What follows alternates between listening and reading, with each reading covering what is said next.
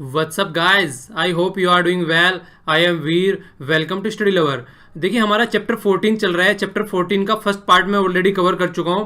First part में हमने देखा कि सेंटर और जो स्टेट होता है हमारे यहाँ पर उसके बीच में लेजिस्लेटिव रिलेशन कैसे होते हैं। लेजिस्लेटिव का मतलब लॉ बनाने वाले, जो बिल होता है पहले फिर उसको पास करके जो लॉ बनाया जाता है, तो उससे रिलेटेड मैटर क्या क्या होते हैं। हम लोगों ने लिस्ट भी देखी थी, वहां पर सेंट्रल लिस्ट देखी थी, स्टेट लिस्ट देखी थी और कॉन्करेंट लिस्ट देखी थी, और ये भी देखा था किस किस में किसकी ज्यादा पावर होती है। उसके बाद में हमने रेजिड्यू सब्जेक्ट के बारे में भी देखा था कि कौन रेजिड्यू जो सब्जेक्ट बच जाता है, इन तीनों लिस्ट के बाहर जो सब्जेक्ट बच जाता है उसको कौन कंट्रोल करता है, सेंटर कंट्रोल करता है। तो ये सारी बातें हमने देखी थी। ये सब कवर हुआ था आर्टिकल 245 से 255 तक, ठीक है। और पार्ट कौन सा था? ये था 11th पार्ट। तो ये सब हम लास्ट आर्टिकल में, जो हमारा लास्ट चैप्टर था, उसमें हमने ये सब चीजें डिस्कस करी। अब नेक्स्ट पार्ट जो हम देखने जा रहे हैं, अब यहां पर जो बचे हुए रिमेनिंग रिलेशन है हम वो देखेंगे इस नेक्स्ट वाले पार्ट में। तो लेजिस्लेटिव कंप्लीट हो गया हमारा, जो लॉ बनाने वाला था। अब एडमिनिस्ट्रेटिव देखते हैं। एडमिनिस्ट्रेशन किस किस तरीके से होता है सेंटर और स्टेट के बीच में। तो यहां पर आप लोगों को कंप्लीट एडमिनिस्ट्रेशन का व्यू देखने को मिलेगा, किस तरीके से दोनों एक दूसरे के साथ में हार्मनी बनाकर रहते हैं। सबसे पहले तो आप लोगों को आर्टिकल पता होना चाहिए। लास्ट वाला पार्ट हम लोगों ने देखा था 245 से 255 तक था। अब ये इससे आगे है। इससे आगे क्या है? 256, 256 से या 263 तक। तो ये भी पार्ट 11 में ही है कॉन्स्टिट्यूशन में, जो कि एडमिनिस्ट्रेटिव रिलेशन के साथ में डील करता है सेंटर और स्टेट के। देखिए ये बातें कॉन्स्टिट्यूशन में क्यों लिखी गई है, ये वाली बात हम लोग लास्ट जो चैप्टर था उसमें भी देखी थी। कॉन्स्टिट्यूशन में इसलिए ये बात आर्टिकल के अंदर रखी गई है जिससे कि जो रिलेशन है दोनों के बीच में हार्मनी बनी रहे, दोनों के बीच में ये पावर के लिए लड़ाई ना हो कि ये वाला तेरा एरिया है, ये वाला मेरा एरिया है। तो अगर इस तरीके की लड़ाई ना हो तो सबसे अच्छी बात क्या है कि दोनों को बता दिया जाए कि ये तेरा एरिया है, ये मेरा एरिया है, और उससे बाद में दोनों एक दूसरे के में अपने अपने एरिया में वर्क करेंगे और दूसरे के एरिया में इंटरफेयर नहीं करेंगे। तो कॉन्स्टिट्यूशन जो मेकर थे उन्होंने अलग से ही डिस्ट्रीब्यूशन कर दिया इनका कि ये आपके लेजिस्लेटिव रिलेशन है, ये आपके एडमिनिस्ट्रेटिव रिलेशन है, जिससे कि आप एक दूसरे के एरिया में न घुसे, ठीक है। और जो फेडरलिज्म का कॉन्सेप्ट है हमारा बना रहे, जो कि हमने कंप्लीट एक चैप्टर में देखा था कि फेडरलिज्म का कॉन्सेप्ट क्या है। तो आप जो भी ये लेक्चर, जो रिमेनिंग लेक्चर आप लोगों ने जो अब तक नहीं देखा है कोई भी, तो सबकी लिस्ट जो है नीचे कमेंट बॉक्स में आप लोगों को मिल जाती है, तो आप लोग देख सकते हैं और रिवीजन के पॉइंट ऑफ व्यू से भी आप उनको एंजॉय कर सकते हैं, ठीक है। कोशिश क्या कीजिए कि जो नेक्स्ट लेक्चर होता है उससे पहले आप लास्ट वाला लेक्चर को रिवाइज कर लिया कीजिए, उससे अच्छे तरीके से आप लोग चीजों को समझ पाते हैं, ओके। तो डिस्ट्रीब्यूशन जो फर्स्ट पॉइंट है यहाँ पर, डिस्ट्रीब्यूशन ऑफ एग्जीक्यूटिव पावर, किस तरीके से एग्जीक्यूट करना है, मतलब जो लॉ बनाए गए हैं अब किस तरीके से उनको इंप्लीमेंट करना है, उससे रिलेटेड कोई भी बात है, किस तरीके से चीजें यहाँ पर आगे फॉलो करके चलनी है। तो देखिए फिर से वही बात आती है, थोड़ा सा आप लोगों का रिवीजन भी यहाँ पर हो जाएगा।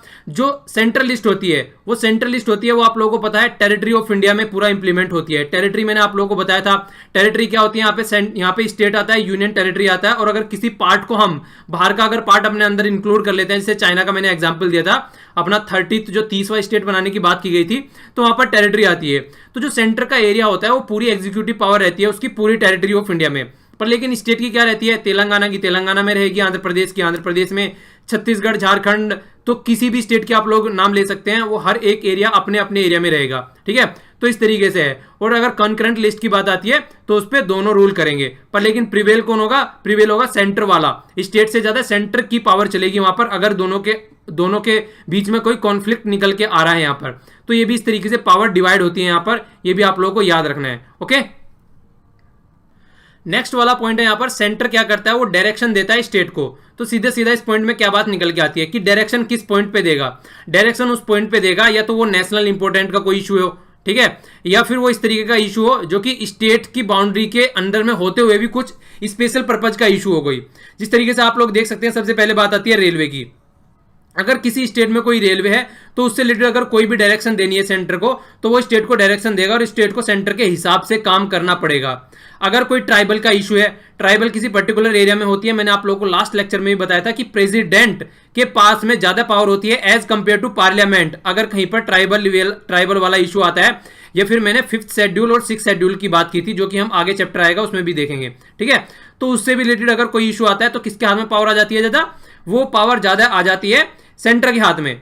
या फिर इससे रिलेटेड अगर कोई नेशनल इंपोर्टेंट का अलग कोई इशू है, इसके अलावा इंटरनेशनल ट्रीटी किसी को इंप्लीमेंट करना है, तो उन सब चीजों से रिलेटेड भी बात आती है। और माइनॉरिटी वाले इशू की बात अगर कोई आती है, अगर सेंट्रल लेवल पे माइनॉरिटी है किसी पर्टिकुलर स्टेट में, तो उससे रिलेटेड भी डायरेक्ट कर सकता है स्टेट को कि आपको इनका ख्याल रखना चाहिए। और लिंग्विस्टिक लैंग्वेज से रिलेटेड अगर कोई प्रॉब्लम आती है माइनॉरिटी की, उनकी लैंग्वेज को भी सेव करने की बात के लिए भी डायरेक्शन दे सकता है। तो डायरेक्शन वही दी जाएंगी यहाँ पर जो कि स्टेट के अंडर में न होते हुए भी पर स्टेट की टेरिटरी में आती है, ठीक है ना, स्टेट के एरिया में आती है, तो उन पर सेंटर डायरेक्शन देगा। तो ये कुछ बातें हैं जो आप लोग डायरेक्ट याद रख सकते हैं, किन किन पर सेंटर जो है वो स्टेट को डायरेक्शन देगा। ओके, इसके अलावा जो नेक्स्ट है mutual delegation of the function.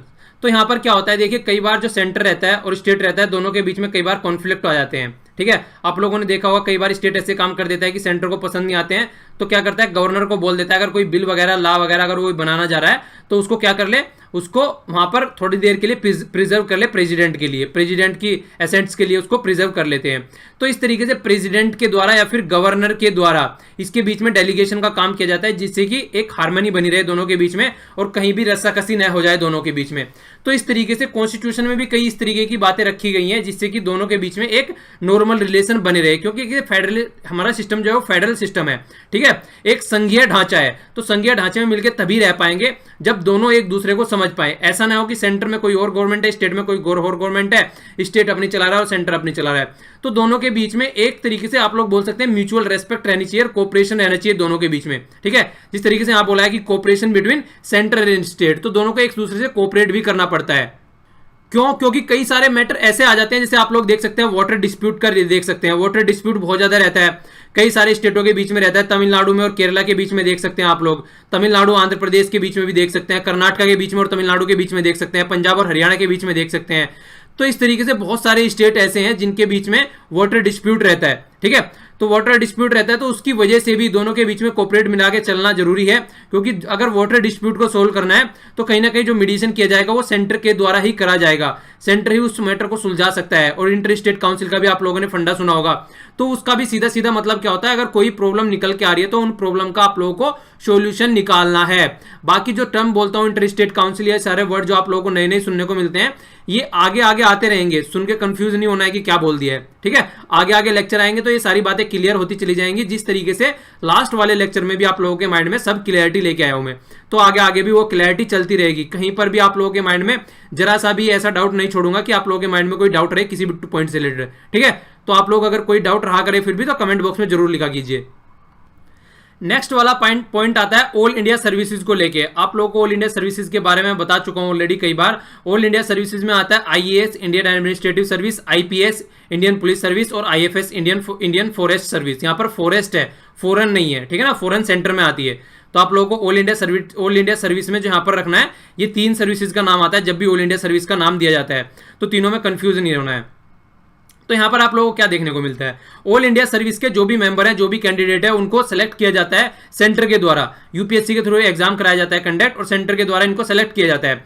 Centre के द्वारा सेलेक्ट करने के बाद में ट्रेनिंग भी सेंटर के द्वारा ही कराई जाती है और उसके बाद में स्टेट्स में भेजा जाता है। स्टेट में भेजने के बाद में क्या फंडा होता है, जब स्टेट में भेज दिया जाता है तो जो अल्टीमेट ऑथोरिटी रहती है, अगर डिसमिस करने की कोई बात आ गई, इस तरीके का कोई फंडा हो गया, तो जो होल सोल ऑथोरिटी रहती है वो तो अब भी सेंटर ही रहता है, पर लेकिन जो इमीडिएट ऑथोरिटी रहती है, ट्रांसफर कर देना, यहां से वहां भेज देना, ये सारे काम स्टेट के हाथ में रहते हैं। तो दोनों मिलकर यहां पर क्या करते हैं, एडमिनिस्टर करते हैं ऑल इंडिया सर्विस को। अगर देखा जाए ये तो होलसेल अथॉरिटी हो गया और ये इमीडिएट अथॉरिटी हो गया। अगर कोई ज्यादा बड़ा स्केल का डिसीजन लेना है, जिस तरीके से डिसमिस करना है किसी को, उस तरीके का कंडीशन लेनी है, तो वो काम करता है सेंटर।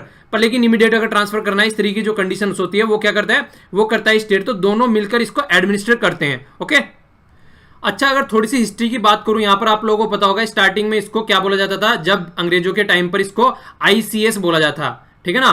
तो आईसीएस बोला जाता था इसको, इंडियन सिविल सर्विस, ठीक है ना। इसके बाद में फिर इसको इंडियन एडमिनिस्ट्रेटिव सर्विसेज कर दिया गया था चेंज करके। ओके, और जो आईपी है इंडियन पुलिस को क्या कर दिया था, इंडियन पुलिस सर्विसेज। ओके, आप लोगों के लिए यहां पर क्वेश्चन है, आप लोगों को यह बताना है कि ऑल इंडिया सर्विसेज की लिस्ट में ये जो इंडियन फॉरेस्ट सर्विस है, इसको कब ऐड किया गया था। आप लोगों के लिए क्वेश्चन है, नीचे कमेंट बॉक्स में जरूर बताइएगा, ठीक है। इसके अलावा और कई सारे फैक्ट आप लोगों को पता रहने चाहिए इसके बारे में। देखिए, जब भी कोई ऑल इंडिया सर्विस से रिलेटेड अगर कोई वैकेंसी निकालने की बात आती है, तो आर्टिकल जरूर याद रखिएगा।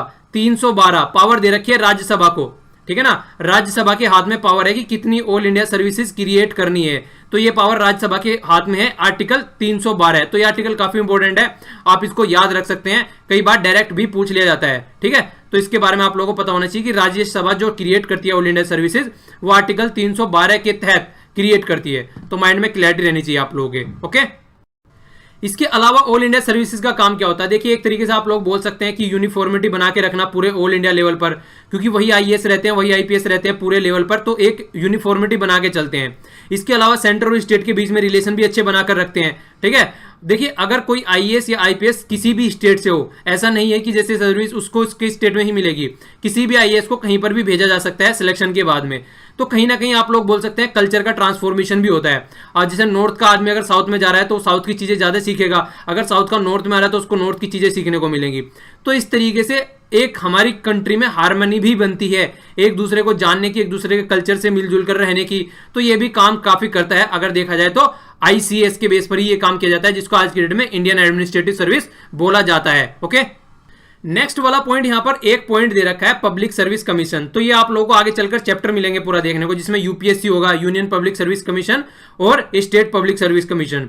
तो देखिए ये क्या काम करते हैं, यहां पर भी दोनों के बीच में हार्मनी रही जाती है। जो अपॉइंटमेंट करता है यहां पर, अगर मैं स्टेट पब्लिक सर्विस कमीशन की बात करूं, तो जो यहां पर अपॉइंटमेंट की जाती है तो वो गवर्नर के द्वारा की जाती है। याद रखिएगा, इसको काफी इंपॉर्टेंट है ये फैक्ट। यहां पर गवर्नर के द्वारा अपॉइंटमेंट की जाती है स्टेट पब्लिक सर्विस कमीशन के चेयरमैन की। ओके, और जो उसको रिमूव किया जाता है, ओनली वर्ड लिखा हुआ मिलेगा आप लोगों को, प्रेसिडेंट के द्वारा उसको रिमूव किया जाता है। ठीक है, तो ये आप लोगों के माइंड में कई बार कंफ्यूजन हो जाता है कि अपॉइंट भी वही करता है तो रिमूव भी वही करता होगा। हालांकि कंप्लीट में आर्टिकल कंप्लीट ये चैप्टर इससे रिलेटेड, तो आगे देखेंगे डिटेल में इसको, पर आपके माइंड में यहां पर थोड़ी सी क्लैरिटी आ जाएगी और आप लोगों का बेस बन जाएगा। ओके, तो यहां पे इसलिए इसको बता रहा हूं। इसके अलावा ज्वाइंट पब्लिक सर्विस कमीशन की भी बात चल जाती है। अगर स्टेट चाहे तो मिलकर दो स्टेटों का ज्वाइंट पब्लिक सर्विस कमीशन भी बनाया जा सकता है। तो ये भी प्रेसिडेंट की रिकमेंडेशन पे किया जाता है काम। तो यहां पर आप लोगों को याद रखना, जब ज्वाइंट की बात आएगी, ज्वाइंट पब्लिक सर्विस कमीशन, फिर से बोल रहा हूं, आगे डिटेल में करूंगा इसको चैप्टर इससे रिलेटेड कंप्लीट। ठीक है, तो यहां पर अगर ज्वाइंट पब्लिक सर्विस कमीशन की बात की जाती है तो जो इसके चेयरमैन अपॉइंट किए जाते हैं, स्टेब्लिश किया जाता है इसको पार्लियामेंट के द्वारा, पर लेकिन जो चेयरमैन वगैरह है वो अपॉइंट किए जाते हैं प्रेसिडेंट के द्वारा। ठीक है, क्योंकि ज्वाइंट की बात हो गई है तो यहां पर किसी एक स्टेट का वर्चस्व नहीं दिखा सकते ना हम। तो जहां पर आप लोग कॉमन सेंस भी यूज कर सकते हैं ऐसी जगह। जब ज्वाइंट की बात आ जाएगी तो किसी पर्टिकुलर अगर स्टेट को देंगे तो पार्शियलिटी लगेगी वहां पर देखने में कि यार इस स्टेट का फेवर किया जा रहा है। तो इस तरीके से फेवर नहीं करना है किसी भी स्टेट का। ठीक है, तो ये बात आप लोगों को यहां पर देखने को मिलती है। नेक्स्ट पॉइंट आ गया जुडिशरी। वैसे ये पॉइंट आप लोगों को दिख रहा होगा कि लास्ट में भी कवर कर चुका हूं, जो लास्ट चैप्टर में भी, तो थोड़ा रिवीजन भी आप लोगों को यहां पर हो रहा होगा। ठीक है, तो लेक्चर अगर सारे सुनते चलेंगे तो आधे से ज्यादा आप लोग बोल सकते हैं कि कम से कम 40% तो रिवीजन लेक्चरों में ही हो जाता है, चीजें इतनी रिपीटेडली आती हैं। ओके, तो लेक्चरों को रेगुलर सुना कीजिए जिससे कि आप लोगों को फायदा होता रहे। इसके अलावा देखिए इंटीग्रेटेड जुडिशरी की बात की जा रही है। इंटीग्रेटेड का क्या मतलब होता है? सेंटर हो गया, स्टेट हो गया और फिर डिस्ट्रिक्ट लेवल पे हो गया, नीचे वाले लेवल पर। तो आप लोगों को देखने को मिलता है ये सारा इंटीग्रेटेड है। पहले यहां पर केस है, फिर ऊपर जाएगा, फिर ऊपर जाएगा, तो इस तरीके से केस फॉरवर्ड किया जाता है। तो ये इंटीग्रेटेड आप लोगों को देखने को मिलता है। जिस तरीके से पॉलिटी है हमारे यहाँ पर, अलग अलग डिस्ट्रीब्यूशन है पावर, अलग अलग अपना काम करते हैं, स्टेट अलग करता है, सेंटर अलग करता है, पर जुडिशरी का जब बात आती है यहाँ पर ये इंटीग्रेटेड रहता है। और स्टेट के जो हाई कोर्ट के जज भी रहते हैं वो अपॉइंट किए जाते हैं प्रेसिडेंट के द्वारा, चीफ जस्टिस की एडवाइस के द्वारा और उस स्टेट के गवर्नर की एडवाइस के द्वारा। ठीक है, तो ये भी आप लोगों के माइंड में क्लैरिटी रहनी चाहिए। और उनको ट्रांसफर करने की बात आती है तब भी उसमें कौन किसकी पावर होती है? प्रेसिडेंट की पावर होती है। ओके, तो प्रेसिडेंट ही रोल प्ले करता है, इसीलिए यहां पर जुडिशरी को इंटीग्रेटेड जुडिशरी भी बोला जाता है। ओके, तो ये भी माइंड में आप लोगों को क्लैरिटी रखनी है। अगर नेक्स्ट बात करूं मैं, यहां पर इमरजेंसीज की बात की गई है यहां पर। ठीक है, तो यहां पर किस किस की बात की गई है? नेशनल इमरजेंसी जब लगती है, स्टेट इमरजेंसी जब लगती है जिसको गवर्नर रूल भी बोलते हैं, और फाइनेंशियल इमरजेंसी जब लगती है। ठीक है, तो इनके बारे में जब बात की जाती है तो ये तो आता है 352 में, ये आता है 356 में और ये आता है 360 में। ठीक है, 4 का डिफरेंस है, याद रख सकते हैं। तो जब तीनों लगती है उसके हाथ में भी आप लोग एडमिनिस्ट्रेटिव पावर देखते हैं, तो वहां पर भी एडमिनिस्ट्रेटिव पावर में जो रिलेशन रहता है, सेंटर के हाथ में ज्यादा पावर आ जाती है एज कंपेयर टू स्टेट। ये बातें हम लोग लास्ट में भी देख चुके हैं। तो लास्ट में हम लोगों ने लेजिस्लेटिव पॉइंट ऑफ व्यू से देखा था, लेजिस्लेटिव पावर हाथ में आ जाती है सेंटर के। इसी तरीके से एडमिनिस्ट्रेटिव पावर भी सेंटर के हाथ में आ जाती है यहाँ पर। तो इसलिए फिर से ये पॉइंट आ रहे हैं, तो इसे नहीं समझना है कि पॉइंट रिपीटेडली आ रहे हैं। वहां पर हम लोगों ने लेजिस्लेटिव पॉइंट ऑफ व्यू से देखा था, यहाँ पर हम लोग एग्जीक्यूटिव पॉइंट ऑफ व्यू से देख रहे हैं, मतलब इंप्लीमेंटेशन के पॉइंट ऑफ व्यू से देख रहे हैं, और आप लोग बोल सकते हैं एडमिनिस्ट्रेटिव पॉइंट ऑफ व्यू से देख रहे हैं। तो ये पॉइंट आप लोगों को क्लियर रखना है माइंड में। तो यहां पर भी पावर किसके हाथ में ज्यादा आ जाती है? सेंटर के हाथ में ज्यादा पावर आ जाती है as compare to state. Okay, next वाला जो यहां पर पोर्शन है ये एक्स्ट्रा कॉन्स्टिट्यूशनल डिवाइस। तो ये भी आप लोग याद रख सकते हैं। यहां पर आर्टिकल 355 अनुच्छेद 355 की बात करता हूं मैं यहां पर। तो 355 के तहत भी आप लोगों को दो बातें देखने को मिलती है। पहली बात क्या देखने को मिलती है? पहली बात ये देखने को मिलती है कि अगर किसी स्टेट में कुछ डिस्टर्बेंस होता है, ठीक है, या फिर एक्सटर्नल एग्रेशन कोई देखने को मिलता है स्टेट के खिलाफ में, तो सेंटर की ड्यूटी बनती है, कॉन्स्टिट्यूशन जो है वो सेंटर को ड्यूटी लगाता है सेंटर की कि उसको प्रोटेक्ट करना है स्टेट को एक्सटर्नल एग्रेशन से या फिर इंटरनल डिस्टर्बेंस से। और जब ये प्रोटेक्ट करने वाली बात आती है, स्टेट को भी उस टाइम पर सेंटर के प्रोविजंस जो होते हैं वो फॉलो करने पड़ते हैं। स्टेट अपने हिसाब से या अपने मुहार काम नहीं करेगा, ठीक है। और किसके बेस पर ये काम किया जाता है? ये काम किया जाता है गवर्नर के बेस पर। क्यों? क्योंकि गवर्नर को एजेंट माना जाता है सेंटर का स्टेट के अंदर में। तो गवर्नर को आप लोगों ने कई बार भी सुना होगा, ममता बनर्जी ने भी एक बार गवर्नर को अभी कुछ दिनों पहले न्यूज में ये कहा था कि ये तो बीजेपी का एजेंट है हमारे यहाँ पर। तो इस तरीके के आप लोगों को न्यूज में भी बातें सुनने को मिलती रहती हैं कई बार। तो इसके बारे में भी आप लोगों को थोड़ा सा आइडिया होना चाहिए कि ये बोल क्या रहे हैं। तो आप लोगों को अगर कॉन्स्टिट्यूशनल प्रोविजन पता होगा तो आप लोगों के माइंड में क्लैरिटी आ जाएगी कि ये अपने माइंड से बातें नहीं बोल रहे हैं, ये बातें सब कॉन्स्टिट्यूशन में लिखी गई हैं ताकि चीजों को समझा जा सके अच्छे से। ओके। और जो बात मैंने पब्लिक सर्विस कमीशन के चेयरमैन के लिए बोली थी वो सेम बात यहां पर इंप्लीमेंट होती है। स्टेट का जो इलेक्शन कमिश्नर रहता है उसके लिए भी सेम बात होती है। अपॉइंट किया जाता है गवर्नर के द्वारा, पर लेकिन रिमूव किया जाता है ओनली प्रेसिडेंट के द्वारा।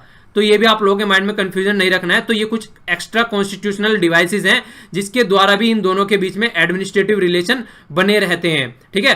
तो ये कुछ बातें हैं जो आप लोग याद रख सकते हैं। और ये बातें कुछ जहां पर कंट्रोवर्सी रही है, अगर आप लोगों के माइंड में क्लैरिटी नहीं आ रही है कहीं पर भी, नीचे कमेंट बॉक्स में लिखिएगा। पर लेकिन लेक्चर को भी आप लोग फिर से सुन सकते हैं जिससे कि क्लैरिटी माइंड में आ जाएगी, क्योंकि एक एक पॉइंट को मैंने अच्छे से क्लियर करके चलाऊं जिससे कि आपके माइंड में फिर से फर्दर कोई कंफ्यूजन न रहे इससे रिलेटेड। ओके। तो एक बार फिर से आप लोगों को रिमाइंड कराए देता हूं। पहले हम लोगों ने लेजिस्लेटिव रिलेशन देखे लास्ट लेक्चर में, उसमें हम लोगों ने 245 से 255 तक का पार्ट 11 में थे, ये बातें देखी हम लोगों ने, ठीक है। इसके बाद में जो हम लोगों ने देखे, अभी क्या देखे, हम लोगों ने देखे एडमिनिस्ट्रेटिव रिलेशन किस तरीके से रहते हैं। तो 255 तक कवर हो गया था। तो 256 से 256 से 263 तक ये भी पार्ट 11 में हम लोगों ने देखे, ठीक है। अब जो नेक्स्ट वाला है वह फाइनेंशियल मैटर से रिलेटेड, ठीक है। तो ये क्या है, 268 से 293 से 268 से 293 तक। ओके। पार्ट यहां पर चेंज हो गया है। क्या हो गया? पार्ट हो गया 12 ऑफ द कॉन्स्टिट्यूशन, जो कि सेंट्रल और स्टेट की फाइनेंशियल जो रिलेशन है उसके बारे में बातें करता है। तो कंफ्यूज नहीं होना है आप लोगों को। तीनों अलग अलग पार्ट में डिवाइड यहां पर देख रखा है आप लोगों ने किस तरीके से आर्टिकल्स डिवाइड है। रटने कुछ नहीं है, जोन से आर्टिकल मैंने आप लोगों को बताए हैं बीच बीच में, जो मेन आर्टिकल है वो याद रखने हैं। और आगे भी जैसे मैं बोल रहा हूं आप लोगों को फिर से रिपीटेशन होगा इन सब चीजों का, जब फिर से आगे चल के हम अलग अलग सेंटर के बारे में और स्टेट के बारे में, पार्लियामेंट और स्टेट लेजिस्लेचर के बारे में पढ़ेंगे सारी बातें। ये सारे आर्टिकल फिर से रिपीटेडली आएंगे, तो कंफ्यूज बिल्कुल नहीं होना है कि कितनी चीजें हो गई, कैसे करना है। बस लेक्चर को ढंग से सुनते रहिए, आप लोगों के माइंड में क्लैरिटी आती जाएगी। देखिए ये वाला पॉइंट आप एक बार फिर से सुन लीजिए। जो अब तक मैंने आप लोगों को ऊपर बताई वो सारी थी कॉन्स्टिट्यूशनल मैटर, ठीक है ना। जो मैंने आप लोगों को स्टेट वाले फंडा बताया, यहां पर मैंने आप लोगों को थोड़ा सा गलत बता दिया। ये ऊपर वाला पोर्शन जितना मैंने अभी कवर किया ना, ये सेंट्रल स्टेट के रिलेशन के बारे में, वो सारी कॉन्स्टिट्यूशनल थी, एक्स्ट्रा कॉन्स्टिट्यूशनल नहीं थी, ठीक है। तो वो सारा मैटर मैंने कॉन्स्टिट्यूशनल बताया आप लोगों को, ठीक है। अदर प्रोविजन थे वो सारे कॉन्स्टिट्यूशनल थे, पर जितने भी मैंने अब तक कवर किए एक्स्ट्रा कॉन्स्टिट्यूशनल, तो यहां पर जिस तरीके से प्लानिंग कमीशन आ गया, क्योंकि एक्स्ट्रा कॉन्स्टिट्यूशनल है, थोड़ा मुझे कंफ्यूजन हो गया यहां पर, ठीक है। तो एक्स्ट्रा कॉन्स्टिट्यूशनल बॉडी की बात की जा रही है यहां पर, मतलब जिसमें आप लोग प्लानिंग कमीशन ले सकते हैं, हालांकि वो अब हट चुकी है। एनडीसी ले सकते हैं, नेशनल डेवलपमेंट काउंसिल, वो हट चुकी है अब तक। तो ये एक्स्ट्रा कॉन्स्टिट्यूशनल डिवाइसेस भी हैं जो कि सेंटर और स्टेट के बीच में एडमिनिस्ट्रेटिव रिलेशन बनाने के काम करती है। जो अब तक मैंने सारे प्रोविजन बताए वो सारे कॉन्स्टिट्यूशनल प्रोविजन थे। जो मैं गवर्नर की बातें कर रहा था, वहां पर इलेक्शन कमिश्नर की बातें कर रहा था, पब्लिक सर्विस कमीशन की बातें कर रहा था, ये सारे कॉन्स्टिट्यूशन के अंदर आते थे। पर लेकिन यहां पर मैं कर रहा हूं एक्स्ट्रा कॉन्स्टिट्यूशनल, मतलब जो कॉन्स्टिट्यूशन के अंदर नहीं है। एक मैंने इससे रिलेटेड लेक्चर भी लिया था आप लोगों का कि क्या डिफरेंस है कॉन्स्टिट्यूशनल और नॉन कॉन्स्टिट्यूशनल, और ये सारी जो बॉडी थी उसके बारे में मैंने आप लोगों को बताया था। एक अलग से आप लोगों का डाउट का लेक्चर लिया था, तो वो आप लोग देख सकते हैं नीचे कमेंट बॉक्स में, आप लोगों को डिस्क्रिप्शन में उसके लिंक भी मिल जाएंगे सारे लेक्चरों के। ओके। तो थोड़ा सा यहाँ पर आप लोग कंफ्यूजन मत रखिएगा। एक्स्ट्रा कॉन्स्टिट्यूशनल का मतलब है जो कॉन्स्टिट्यूशन के अंदर बॉडी नहीं रखी गई है, जिससे रिलेटेड कोई भी प्रोविजन कॉन्स्टिट्यूशन में नहीं है, और वो भी सेंट्रल और स्टेट के बीच में एडमिनिस्ट्रेटिव रिलेशन का काम करती है। उन डिवाइसेस की यहाँ पर बात की गई है, ठीक है। जो मैंने सारी ऊपर डिस्कस की हैं वो सारे कॉन्स्टिट्यूशनल प्रोविजन थे। ओके। आई होप कि आपके माइंड में क्लैरिटी आ गई होगी, डाउट किसी भी चीज से नहीं रखना है। तो इससे पहले जो भी मैंने बातें डिस्कस की थी वो सारी कॉन्स्टिट्यूशनल बातें थी। अब एक्स्ट्रा कॉन्स्टिट्यूशनल में यहाँ पर एनडीसी ले सकते हैं, प्लानिंग कमीशन ले सकते हैं। तो इस तरीके के जो प्रोविजन है, जो कोई भी मीटिंग हो रही है, गवर्नर की मीटिंग्स आप लोग ले सकते हैं। तो ये एक्स्ट्रा कॉन्स्टिट्यूशनल है, इनको कॉन्स्टिट्यूशन में कोई जगह नहीं दी गई है। ओके। अब जो नेक्स्ट प्रोविजन है यहाँ पर फाइनेंशियल रिलेशन से रिलेटेड मैटर देखते हैं यहाँ पर आर्टिकल 268 से 293 या फिर 268 टू 293 तक पार्ट 12 में ये आ रहे हैं यहाँ पर। तो सबसे पहली आ गई एलोकेशन ऑफ द टैक्स। तो टैक्स की जब बात आती है आप लोगों को पता है सेंट्रल लिस्ट है, स्टेट लिस्ट है और कॉन्करेंट लिस्ट है। तो सेंटर में सेंटर वाले पे इंपोज किया जा सकता है, स्टेट में स्टेट कर सकता है और कॉन्करेंट में दोनों मिलकर कर सकते हैं। अगर मैं आप लोगों को एग्जांपल भी बताऊं यहाँ पर, जिस तरीके से आप लोग इनकम टैक्स का अगर एग्जांपल लेकर चले, इनकम टैक्स में क्या होता है देखिए यहाँ पर बातें की गई है। इनकम टैक्स इसलिए एग्जांपल ले रहा हूं कि कई बार आप लोगों के माइंड में कई सारे कंफ्यूजन आ जाते हैं। यहाँ पर ऐसा नहीं है कि जो कलेक्ट कर रहा है उसी के हाथ में टैक्स रहेगा, ऐसा भी है कि कलेक्ट कोई और कर रहा है और डिस्ट्रीब्यूटेड दोनों में किया जाएगा। जिस तरीके से इनकम टैक्स आप लोगों को पता है सेंटर कलेक्ट करता है, ठीक है, पर डिस्ट्रीब्यूशन जब टैक्स की बात करती है तो वो सेंटर और स्टेट दोनों के बीच में होता है। तो कलेक्शन ओनली सेंटर के द्वारा किया जाता है इनकम टैक्स, पर जो डिस्ट्रीब्यूशन होता है वो सेंटर और स्टेट के बीच में, दोनों के बीच में होता है। काम कौन करता है? काम करता है फाइनेंस कमीशन। फाइनेंस कमीशन आपको पता होगा आर्टिकल 280 के अंदर आता है, काफी इंपॉर्टेंट है, याद रखिएगा। तो टैक्स का डिस्ट्रीब्यूशन कैसे होना है, टैक्स जो रिवेन्यू का कलेक्शन यहां पर किया गया है, एलोकेशन किस तरीके से की गई है, किस तरीके से उसका डिस्ट्रीब्यूशन होना है और कौन से नॉन टैक्स रिवेन्यू है, ये सारा जो मैटर होता है ये आप लोगों को यहां पर देखने को मिलेगा। तो ये जो सारे मैटर होते हैं टैक्स से रिलेटेड, ये सारे लिस्ट जो होती हैं, सेंट्रल लिस्ट, स्टेट लिस्ट और कॉन्करेंट लिस्ट, और उसके बाद में जो रेजिड्यू लिस्ट, मतलब जो भी इन तीनों के अंडर में नहीं आता है, तीनों लिस्ट के, वो तीसरा सब्जेक्ट जिसके ऊपर जो पावर होती है वो किसकी पावर होती है? वो सेंटर की पावर होती है। मैं आप लोगों को पहले बता चुका हूं, मतलब पार्लियामेंट के हाथ में पावर होती है अगर बोला जाए तो इनडायरेक्ट वे में। तो ये वाली रेजिड्यू सब्जेक्ट की, तो इन पर रेजिड्यू सब्जेक्ट पर टैक्स लगाने का पावर भी सेंटर को ही होता है, ओके, क्योंकि उसके अंदर ही इसके उसमें पावर दी गई है, इसके एक्स्ट्रा जो पावर दी गई है। आप लोगों के माइंड में थोड़ी क्लैरिटी और लाना चाहूंगा, जैसे कि टैक्स की बात आती है अगर, ठीक है ना, टैक्स देखिए किस तरीके से, अगर स्टेट की बात आती है वहां पर, अगर स्टेट के अंदर, ठीक है, कोई स्टेट कितनी जो बिजली है वो प्रोड्यूस कर रहा है और कितने उसको कंज्यूम कर रहा है, वो सारी बात अगर कोई आती है तो स्टेट उसके ऊपर टैक्स लगा सकता है। लेकिन अगर उसके स्टेट के अंदर ही सेंटर की कोई फैक्ट्री वगैरह है, जैसे ओएनजीसी वगैरह हो गई या कोई भी उसकी कोई खुद का पीएसयू है, उसके अंदर कितनी बिजली कंज्यूम हो जा रही है और कितनी प्रोड्यूस हो रही है, उस पर स्टेट टैक्स नहीं लगाएगा, उस पर सेंटर टैक्स लगाएगा, ठीक है। तो दोनों में क्लैरिटी रखनी है, जो स्टेट का मैटर है उसमें स्टेट करेगा काम और जो सेंटर का मैटर है उसमें सेंटर करेगा, दोनों के बीच में इंटरफियरेंस न हो सके, इसलिए इनमें क्लैरिटी डाली गई है, वरना दोनों आपस में लड़ते रहते कि ये मेरा पावर का एरिया है और ये मेरा पावर का एरिया है। इसके अलावा स्टेट जो है वो इंपोज कर सकता है टैक्स अगर कोई भी सेल हो रहा है गुड्स का उसके एरिया में, पर लेकिन न्यूज़पेपर पे टैक्स इंप्लीमेंट नहीं होता है। तो न्यूज़पेपर पे आप लोग याद रखिएगा, ये थोड़ा एक्सेप्शन है, न्यूज़पेपर पे स्टेट टैक्स नहीं लगा सकता है, ठीक है। तो ये थोड़ा सा, जिससे कि न्यूज़ जो है वो आराम से फ्रीली मूव हो सके और एक दूसरे से न्यूज़ भी डिस्ट्रीब्यूशन हो सके आराम से, ठीक है ना। तो न्यूज़पेपर पे कोई टैक्स नहीं लगाया जाता है। इसके बाद में नीचे ग्रांट एंड एड की बात की गई है, तो यहाँ पर सेंटर के द्वारा दिया जाता है स्टेट को, तो आर्टिकल 275 में ये आता है। पर लेकिन देखिए टैक्स की बातें मैं यहाँ पर ज्यादा इसलिए नहीं कर रहा हूँ क्योंकि अब जो टैक्स की जितनी बातें यहाँ पर की गई है, बुक में भी अगर आप लोग पढ़ेंगे तो मैक्सिमम टैक्स जो है वो सारे जीएसटी के अंदर कवर हो गए हैं। तो ये पुराने वाले टैक्स आप लोगों को रटने की जरूरत नहीं है कि कौन कौन सा क्या कर रहा है, वो सारे टैक्स आज की डेट में जीएसटी में सब्ज्यूम कर दिए गए हैं। तो इनको फालतू में पढ़कर अपना टाइम वेस्ट न करें, जो काम की बात है वो मैंने आप लोगों को यहाँ पर बता दी है, ठीक है। कभी आप लोग बुक उठाकर देखें और बोले कि सारी बातें हम लोगों को यहाँ पर नहीं बताई गई है, तो मैंने काम की बातें आप लोगों को बता दी है। जीएसटी इंप्लीमेंट हो गया, उसकी वजह से यहाँ पर सारी बातें आप लोगों को, ये सारे टैक्स रटने की जरूरत नहीं है। जितने इनडायरेक्ट टैक्स हैं वो सारे जीएसटी के अंदर सब्ज्यूम कर दिए गए हैं, कि जो कि 1 जुलाई से हमारी कंट्री में इंप्लीमेंट हो गया है। तो कंफ्यूजन नहीं रखना अपने माइंड में, ओके। नेक्स्ट वाला जो पार्ट है यहाँ पर बात करी गई है protection of the state interest. State interest का प्रोटेक्ट, किस तरीके से स्टेट का इंटरेस्ट प्रोटेक्ट किया जाएगा। तो यहाँ पर क्या बात निकल के आती है, अगर किसी स्टेट के इंटरेस्ट को प्रोटेक्ट करने की बात की जा रही है, तो अगर कोई बिल पार्लियामेंट में इंट्रोड्यूस करना है उससे रिलेटेड, तो पहले प्रेसिडेंट की रिकमेंडेशन लेनी पड़ेगी, ठीक है ना। तो तब जाकर उसमें इंट्रोड्यूस किया जाएगा। तो ये प्रोटेक्शन दी जाती है प्रेसिडेंट के द्वारा अगर इंट्रोड्यूस करना है कोई भी बिल पार्लियामेंट में, ठीक है। बोरोइंग की बात आती है, अगर बोरोइंग लेनी है बाहर से, सेंटर भी बाहर से बोरोइंग ले सकता है, स्टेट भी बाहर से बोरोइंग ले सकता है, पर लेकिन एक लिमिट यहाँ पर तय की जाती है कि कंसोलिडेटेड फंड ऑफ इंडिया, ये क्या होता है, एक तरीके का फंड होता है। आप लोगों को आगे इसके बारे में पता चल जाएगा। तो जो कंसोलिडेटेड फंड से रिलेटेड जो भी मैटर है, आगे आप लोगों को, चाहे वो स्टेट का हो चाहे वो सेंटर का हो, इससे रिलेटेड आगे जब डिस्कस करेंगे मैटर, आगे कंप्लीट डिटेल में यहाँ पर डिस्कस किया जाएगा आगे चल के इसको, ठीक है। तो वहां पर चीजों को अच्छे से देख लेंगे। यहाँ पर आप लोगों को बस एक आइडिया दिया जा रहा है कि इस तरीके की वर्ड भी हमारे उस कॉन्स्टिट्यूशन में यूज किए जाते हैं, जिससे कि आपके माइंड में आगे चल के कंफ्यूजन ना हो कि बोला क्या जा रहा है यहाँ पर, ठीक है।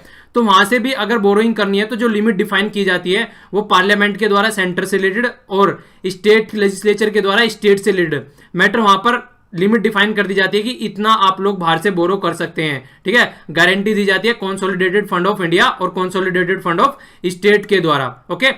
और इसी तरीके से देखिए इंटर गवर्नमेंटल टैक्स इम्यूनिटी की बात की गई है यहां पर। तो इम्यूनिटी किससे किसको दी जाती है? जो सेंटर की प्रॉपर्टी होती है स्टेट में, तो वहां पर तो स्टेट जो है सेंटर की प्रॉपर्टी पर टैक्स नहीं लगा सकता है, ठीक है। अगर कोई भी सेंटर की प्रॉपर्टी है स्टेट में, ना तो उस पर म्यूनसिपैलिटीज, ना उस पर पंचायत वगैरह या फिर कोई भी स्टेट की बॉडी उस पर टैक्स नहीं लगा सकती है, उनको इम्यूनिटी प्रोवाइड कराई जाती है। इसी तरीके से अगर स्टेट की कोई प्रॉपर्टी होती है सेंटर की बाउंड्री के अंदर में अगर कुछ इस तरीके से आती है, तो सेंटर भी उस पर टैक्स नहीं लगा सकता है। तो दोनों को एक दूसरे से इम्यूनिटी प्रोवाइड कराई जा सकती है। यहाँ पर लैंड भी हो सकता है, बिल्डिंग्स हो सकती है, शेयर्स हो सकते हैं, तो कुछ भी पार्ट हो सकता है स्टेट का भी और सेंटर का भी, तो कोई भी उसमें एक दूसरे के ऊपर टैक्स नहीं लगाएगा। तो इस तरीके से इम्यूनिटी यहां पर प्रोवाइड कराई जाती है, ओके। तो ये आप लोगों को माइंड में रखना है। यहां पर ट्रेंड्स की बात की गई है कि सेंटर और स्टेट के बीच में क्या ट्रेंड रहा है रिलेशनशिप का। तो देखिए अगर आप लोगों को बात की जाए, थोड़ा आप लोगों ने हिस्ट्री के बारे में पढ़ा होगा, तो जब से हमारा देश आजाद हुआ 1947 के बाद में, ठीक है ना, तो 1947 के बाद में फिर 26 जनवरी 1950 में यहाँ पर कॉन्स्टिट्यूशन को इंप्लीमेंट किया गया और फिर यहाँ पर गवर्नमेंट बन के आने लगी। तो जैसे जैसे गवर्नमेंट बन के आती थी तो सेंटर में भी वही गवर्नमेंट रहती थी जो कि कांग्रेस, और स्टेट में भी वही सेम गवर्नमेंट रहती थी। तो काफी लंबे समय तक ये ट्रेंड ऐसा ही चलता रहा, जो गवर्नमेंट सेंटर में है वही गवर्नमेंट स्टेट में है, तो ये ट्रेंडिंग पैटर्न ऐसे ही चलता रहा काफी लंबे समय तक। पर आगे चल के क्या हुआ, लगभग 1967 के एयर फेयर की मैं बात करूंगा यहाँ पर, कई सारे स्टेट में, लगभग 9 स्टेट में क्या हुआ, जो कांग्रेस थी वो हार गई, ठीक है, और दूसरी पार्टी उन स्टेट्स में आ गई। तो जब दूसरी पार्टी स्टेट्स में आ गई, आप लोगों को एक रस्साकसी देखने को मिलेगी। सेंटर में दूसरी गवर्नमेंट हो गई, स्टेट में दूसरी गवर्नमेंट हो गई, तो दोनों के बीच में एक रस्साकसी यहां पर आ गई। तो जो ये रस्साकसी दोनों के बीच में बनी, सेंटर अलग हो गया और स्टेट अलग हो गया, तो यहां से चल के थोड़े रिलेशन में अलग डिफरेंट तरीके का ट्रेंड देखने को मिला। पर लेकिन अगर इससे पहले की बात की जाए तो कोई ज्यादा प्रॉब्लम ही नहीं थी। फिर इससे बाद में तो अगर देखा जाए, अब जब स्टेट में सेंटर में, मान लीजिए सेंटर में बीजेपी की गवर्नमेंट है, अगर स्टेट में कांग्रेस की आ गई, तो वो आते ही सब स्टेट के गवर्नर चेंज कर देती थी जहां जहां पर कांग्रेस की गवर्नमेंट है। तो इस तरीके से रस्साकसी होने लगी। तो बहुत बार, कई बार प्रेसिडेंट रूल लगा दिया जाता था, एक दूसरे की सरकारें बर्खास्त की जाने लगी, तो फिर वो ट्रेंड देखने को मिलने लगा। पर लेकिन आज की डेट में फिर से आके हम लोग उसी मोड पर आ गए हैं कि सेंटर में भी वही है और लगभग स्टेट में भी मैक्सिमम बीजेपी ही होती जा रही है। तो आज की डेट में भी आप लोगों को पहले वाला ट्रेंड कुछ कुछ यहां पर देखने को मिल रहा होगा, पर ये ज्यादा लंबे समय तक नहीं है, बीच में फिर चेंज हो जाएगा अगर सेंटर में कांग्रेस की गवर्नमेंट आ जाती है। तो ट्रेंड आप लोग समझ सकते हैं कि किस तरीके का चला हुआ आ रहा है स्टार्टिंग से लेके अब तक का, ओके। अब कुछ एरिया आप लोगों को यहां पर देखने को मिलेगी जिसमें सेंटर और जो स्टेट के बीच के रिलेशन में टेंशन रहती है। सबसे बड़ी टेंशन है गवर्नर को लेकर, जो मैंने आप लोगों को अभी बताई कि क्या गवर्नर का रोल होना चाहिए और कब इसको हटा दिया जाता है, कब इसको बना दिया जाता है। जब सेंटर में कोई और गवर्नमेंट होती है और स्टेट में कोई और, तो कितनी जल्दी जल्दी गवर्नर चेंज कर दिए जाते हैं। ये बातें देखने को मिलती है। बहुत ही फ्रीक्वेंटली प्रेसिडेंट रूल देखने को मिलता है, ठीक है। ये भी आप लोगों को कई बार प्रॉब्लम देखने को मिलती है। और सेंट्रल जो फोर्सेज हैं, पैरामिलिट्री फोर्सेज भी कई बार आप लोगों ने देखा होगा डिप्लॉय कर दी जाती हैं लॉ एंड ऑर्डर बनाने के लिए, ठीक है। तो कहीं ना कहीं सोवरेनिटी हर्ट करते हैं एक तरीके से। जो फेडरल सिस्टम वाला फंडा आता है यहाँ पर निकल के, जो फेडरल सिस्टम है, मतलब संघवाद का सिस्टम है, एक दूसरे से संघ के साथ में मिलकर रहना है, वो भी यहाँ पर कंप्लीट नहीं होता, ठीक है। इसके अलावा रिजर्व कर लिए जाते हैं बिल गवर्नर के द्वारा प्रेसिडेंट की कंसिडरेशन के, ये फंडा रहता है। डिस्क्रिमिनेशन किया जाता है, जो स्टेट में, सेंटर में सेम गवर्नमेंट है और स्टेट में सेम गवर्नमेंट है, उनको एलोकेशन ज्यादा दे दी जाती है फंड की, एज कंपेयर टू उन स्टेटों में जहां पर सेम गवर्नमेंट नहीं है, जो सेंटर में गवर्नमेंट है, okay. Role of the planning commission की तो बात ही खत्म होगी, यहां पर अब नीति आयोग आ गया है। मैनेजमेंट में ऑल इंडिया सर्विसेज में आईएएस होता है, आईपीएस होता है और आईएफएस, इंडियन फॉरेन सर्विसेज बोलते हैं। तो ये वाली सर्विसेज होती है, इनके मैनेजमेंट की बात आती है। ये बोला जाता है कि ये डिक्टेटरशिप का काम करने लगते हैं कई बार सेंटर के बेस पर, ठीक है। तो सेंटर की फॉलो करते हैं बातें। Use of electronic media political purpose के लिए, ये भी बात कई बार कंट्रोवर्सी में रहता है और खासकर इलेक्शन टाइम पे बहुत ज्यादा कंट्रोवर्सी में रहता है ये। Appointment inquiry commission against the chief minister के अगेंस्ट में इंक्वायरी कमीशन बैठा दिए जाते हैं, ठीक है। शेयरिंग फाइनेंस के बीच में रहती है कई बार, कौन सा टैक्स किसको वो करना है। पर लेकिन अब जीएसटी आ गया तो काफी हद तक ये मैटर भी सॉर्ट आउट हो गया है। और फिर क्या आता है, जो स्टेट लिस्ट की बात रहती है, कई बार स्टेट परेशान रहते हैं कि सेंटर हमारी लिस्ट को एनक्रोच करता है और हमारी लिस्ट में सब्जेक्ट उठा के खुद से अपने मतलब लॉ बनाने की कोशिश करता है। तो ये भी बात कई बार आती है। तो ये कंप्लीट हम लोगों ने देखे। नेक्स्ट जो लेक्चर लूंगा मैं आप लोगों को कई सारी इंपॉर्टेंट इन्फॉर्मेशन मिलेगी वहां पर। जो एआरसी की रिपोर्ट आप कई बार देखते हैं वो कहां से निकल के रहेगी, क्या चक्कर है उसका। इसके अलावा आप लोगों को ये कुछ कमिटी और कमीशन भी आप लोगों को देखने को मिलेंगे। नीचे वाले दो काफी इंपॉर्टेंट है, कई बार क्वेश्चन पूछे जाते हैं किससे रिलेटेड है, सरकारी कमीशन और पूंजी कमीशन। तो ये सेंटर और स्टेट के रिलेशन से रिलेटेड है। तो आगे आने वाले लेक्चर में काफी इंपॉर्टेंट क्वेश्चन इनसे कई बार पूछे जाते हैं, तो इनका हम लोग डिस्कस करेंगे। ओके, तो आज के लेक्चर में इतना ही। Thanks a lot for listening. Lecture पसंद आता है तो लाइक कीजिए, नहीं पसंद आता है तो डिसलाइक कीजिए, और अगर पसंद आता है तो चीज़ों को शेयर भी कर दिया कीजिए। अपने आसपास सफाई रखिए और पेड़ और पानी को भी सेव कीजिए, और देखिए जितना भी हो सके हार्मनी बना के रखिए सोसाइटी में। Thanks a lot for listening. जय हिंद।